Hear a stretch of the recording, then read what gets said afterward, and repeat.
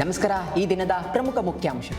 ತವರಲ್ಲಿ ಮುಖ್ಯಮಂತ್ರಿಗೆ ಅದ್ದೂರಿ ಸ್ವಾಗತ. ಕನಕಪುರ ಕ್ಷೇತ್ರದ ಜನರಿಗೆ ಕೃತಜ್ಞತೆ ಸಮರ್ಪಿಸಿದ ಡಿಕೆಶಿ. ಬೆಳ್ಳುಳ್ಳಿ, ಮೆಣಸಿನಕಾಯಿ, ಸೇಬಿನ ಹಾರ ಸಮರ್ಪಣೆ.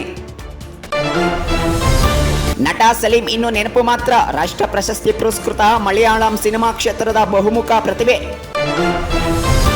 ವಿದ್ಯುತ್ ಸಂಪರ್ಕಕ್ಕೆ ಷರತ್ತು. ಮೇ 31ರ ಒಳಗೆ ಅರ್ಜಿ ಸಲ್ಲಿಸಿರಬೇಕು ಎಂಬ ಷರತ್ತು ಸಡಿಲಿಸಲು ಗ್ರಾಹಕರು ಗುತ್ತಿಗೆದಾರರ ಆಗ್ರಹ.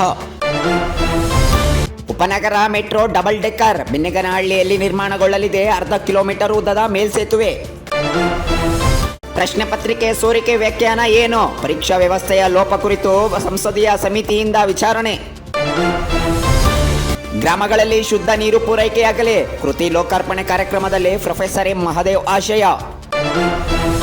ಇಂಡಿಯಾ ಸಭೆಯಲ್ಲಿ 23 ಪಕ್ಷಗಳು ಭಾಗಿ. ಮುಂದಿನ ಲೋಕಸಭಾ ಚುನಾವಣೆ ಮೇಲೆ ಕಣ್ಣು. ಕೇಂದ್ರದ ವಿರುದ್ಧ ಕಾರ್ಯತಂತ್ರಕ್ಕೆ ಸಿದ್ಧತೆ. ಸಿಎಂಗೆ ಪಾರಂಪರಿಕ ಕಟ್ಟಡ. ಕುಮಾರಕೃಪಾ ಅತಿಥಿ ಗೃಹದ ಮುಖ್ಯ ಕಟ್ಟಡ, ಅನೆಕ್ಸ್ ಕಟ್ಟಡದ ನವೀಕರಣ. ಸುತಾರ್ ಮೋಡಿಗೆ ಮಂಕಾದ ಅಫ್ಘಾನ್. ಟೆಸ್ಟ್ ಕ್ರಿಕೆಟ್ನಲ್ಲಿ ವಾಷಿಂಗ್ಟನ್ ಅರ್ಧಶತಕ, 6 ವಿಕೆಟ್ ಗೊಂಚಲು ಪಡೆದ ಸಲೀಂ. 2400 ಕೋಟಿ ಸಂಗ್ರಹಿಸಿ ವಂಚನೆ. ಶಿವಂ ಅಸೋಸಿಯೇಷನ್ನ ವ್ಯವಹಾರ ವರದಿ ಬಿಚ್ಚಿಟ್ಟ ಸಿಐಡಿ. ಪ್ರಧಾನ್ ರಾಜೀನಾಮೆ ನೀಡುವ ತನಕ ಹೋರಾಟ. ಕಾಕ್ರೋಚ್ ಜನತಾ ಪಾರ್ಟಿ ಸಂಸ್ಥಾಪಕ ಅಭಿಜಿತ್ ಎಚ್ಚರಿಕೆ.